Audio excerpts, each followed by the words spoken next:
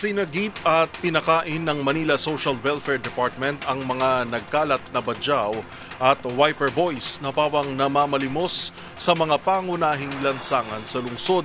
Agad ding sinimula ng proseso para sila'y makabalik sa kanilang pinanggalingan. Tinutukan niya ni Boy Gonzales.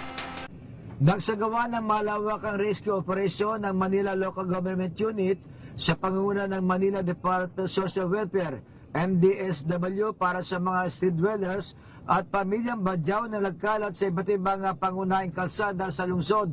Nag-ikot ang mga tauhan ni MDSW Director J. Reyes de la Puente at isa-isang isinama ang mga individual na ginagawang tirahan ng mga lansangan na partikular sa Juan Luna, Rojas Boulevard, Quirino Avenue at Osmeña Highway. Bukod sa mga street dwellers, sinagip din ang mga pamilyang badyaw na karamihan ay namamalimos sa kalsada. Ang mga nasagip ay pansamantalang dinala sa Reception and Action Center o RAC, kung saan sila binigyan ng pagkain at sinimulan na ang proseso para matulungan silang makabalik sa kanilang pinanggalingan. Kabilang din sa isinama ng MDSW ang mga kabataang tinatawag na wiper boys upang mailayo sila sa posibleng kapamakan dulot ng kanilang ginagawa sa kalsada.